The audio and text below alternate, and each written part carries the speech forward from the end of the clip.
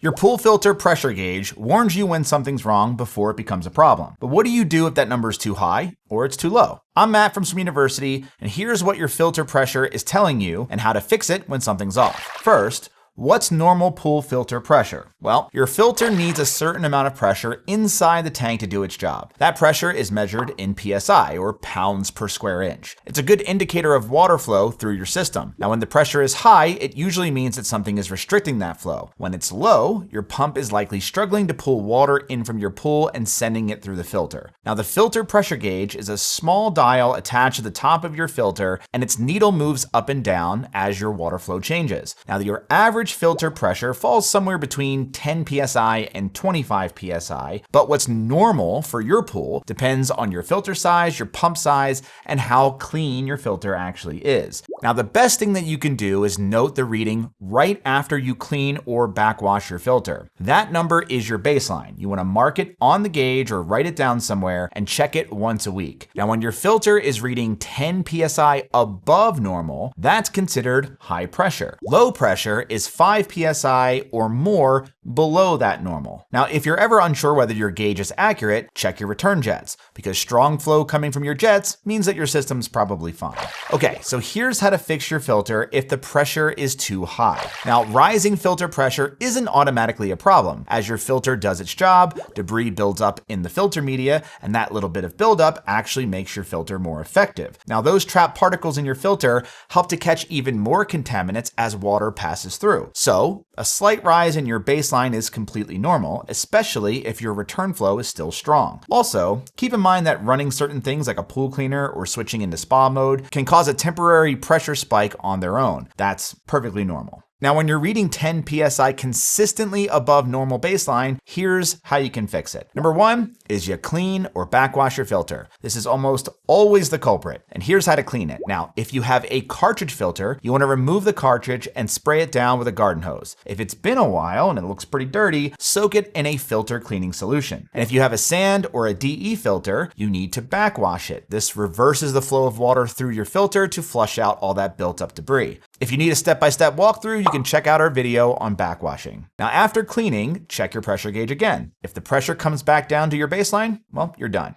If it doesn't, or the pressure shoots right back up within a day or two, you may be dealing with worn out filter media. That means it's time to replace your cartridges, or your sand or your DE filter needs a much deeper clean. Number two is use your air relief valve. Now, air trapped inside your circulation system can cause high pressure. This can happen if your pool's water level drops too low and your skimmer starts sucking in air, and it can also happen after you've shut the system down and then started it back up. When water starts flowing again, you might get some air trapped in the system. Now, the fix is your air relief valve. It's usually a small handle or a knob near your pressure gauge on top of your filter tank. You want to open it manually to release any trapped air. Now, once water starts spraying steadily from the valve instead of just air, you can close it back up. By the way, all of these troubleshooting steps are right here in the Pool Care Handbook. So if you want a handheld guide or you have any other equipment issues, it covers everything that you need to know. So you can check it out at swimu.com/book. Now, here's how to fix your filter pressure if it's too low. If your filter pressure gauge drops 5 psi or more below your normal baseline, it means water isn't reaching the filter fast enough. Now, the most common reason is a blockage somewhere before your filter on your suction side. That's the part of the system that pulls the water in from the pool towards the pump. Now, here's what to check in what order. First, you want to check your skimmers. Your pool's water level should sit at the midpoint of your skimmer opening. If it's too low, your skimmer may be pulling in air instead of water, which chokes the flow. Now, you want to make sure that your skimmer basket is empty and it's seated properly. If it's crooked,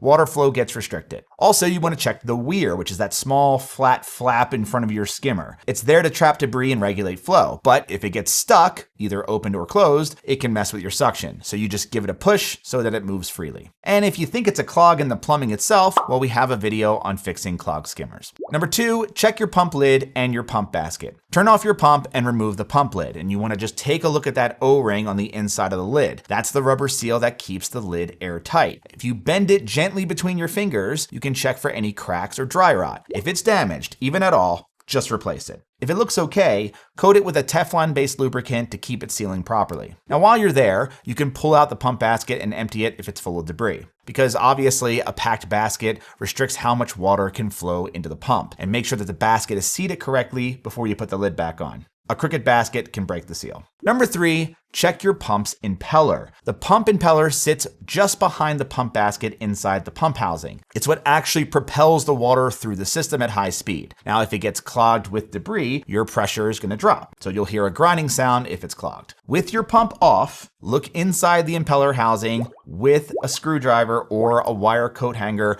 to loosen anything that's lodged in there. Then you can give the impeller a gentle spin to confirm it's moving freely. Just make sure that all of the power is off. 4, check for a leak. If you checked all these things and your pressure is still low, well then you may have a leak somewhere in the system. Look carefully at your pump for any signs of water dripping around the pump unions, around the drain plugs, around any of the connections. A leak on the suction side lets air into the system, which will lower your pressure. Now, a well-maintained pump should last about 8 to 10 years. If yours is getting up there in age, well, it just might be time to replace it. And finally, if your filter is clean and there's no blockages and the water is flowing through the jets and the pressure gauge is still giving you a bad reading, well, it may just be the gauge itself. Could be faulty. Guess what? They're super cheap to replace. If the needle doesn't drop when you shut off the pump, that's also a sign that the gauge is bad. If you're still having trouble after going through all of these checks, drop a question in the comments below and check out the troubleshooting section of the Pool Care Handbook. That's it. Thanks for watching, and as always, happy swimming.